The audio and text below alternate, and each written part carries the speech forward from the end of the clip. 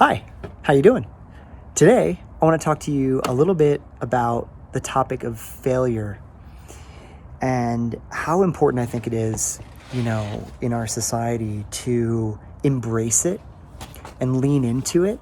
And I think that the reason why I was thinking about this topic so much was I've been building this skateboarding halfpipe in the driveway over the past couple days, and skateboarding is something that I got into more recently, about a year ago, maybe a little less than a year ago, and I didn't know anything about constructing a halfpipe. I had no tools. I borrowed some tools from my father-in-law.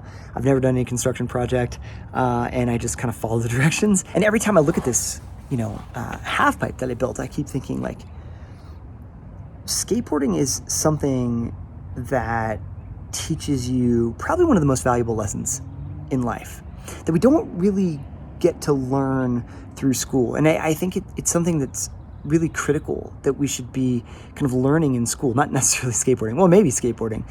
Maybe we shouldn't even be going to school. Maybe we should just be learning how to skateboard, honestly, because what skateboarding teaches you is that failure is just kind of part of the process. Like, getting hurt over and over and over and just kind of like putting your body through pain is just like part of the process of learning how to skateboard. And you have to do a certain trick like 1,000 times until your body just kind of gets it, right? Until your mind and your body kind of make that connection and they get it. And that only happens through failure. And when I think about failure from school within the context of the traditional education system, when I was in school, failure was always kind of looked at as a terrible thing, right? Like, you fail, on a test, you get a failing grade in a class, and then you think, well, like, I'm a failure. Right? And you're kind of forced to believe that you will be a failure if you don't get good grades. But, for me, like, I failed out of high school.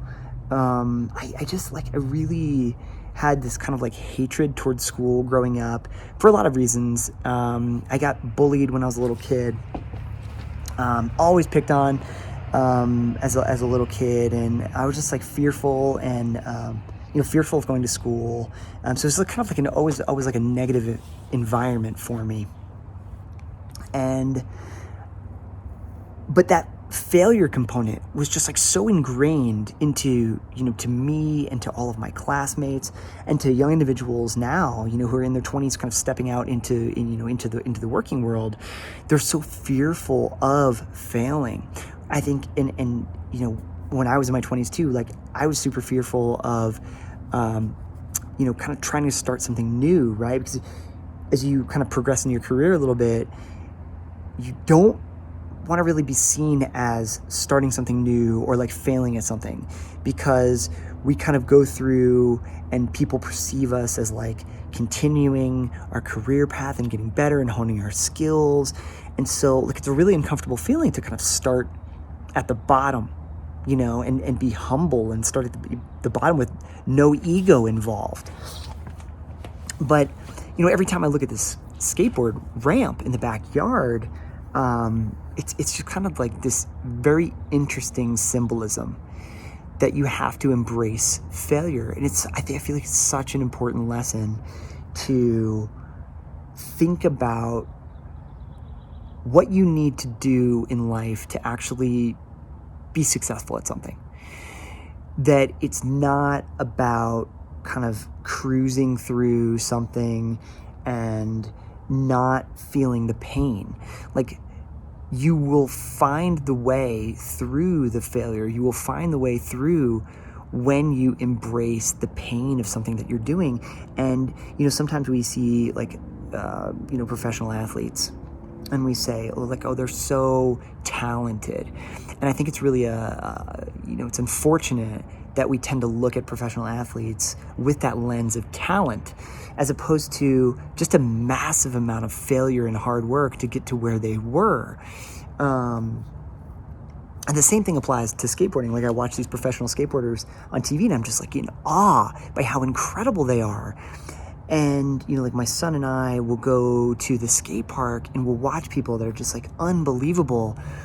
But now that we've kind of started kind of going through this journey, this kind of like painful process of learning something new, we realize like it's a very humbling experience. And we realize, wow, it's just a massive amount of work, right? It's like the 10,000 hour tipping point rule, right? Where you have to put in that amount of time. And I think more importantly, we're always kind of faced with this paradox of choice in life, right? We could do so many different things in life, but if you stick with something, if you pick a swim lane and you stick with it for a really consistent amount of time, and you just fail in every way possible, then you're able to know the way forward, right? Because you've been through that pain.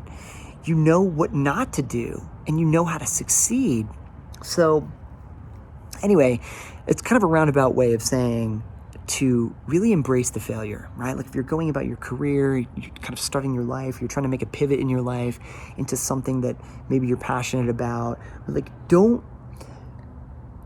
be afraid of failing and kind of humble yourself into learning something new. Like we can't kind of operate in life thinking that we just know everything, right? We have to kind of be humble and say like, well, I don't know what I don't know, right? Like I'm just going to journey into something that I, want to do, and I'm going to put a bunch of time into it. And I know that I'm going to fail a whole bunch, and that's okay, right? Because after failing a whole bunch, I'm going to figure some things out. And I'm going to make a path forward. I'm going to build that bridge to whatever it is that I want to do. So that's all I got for you today. That is my rant.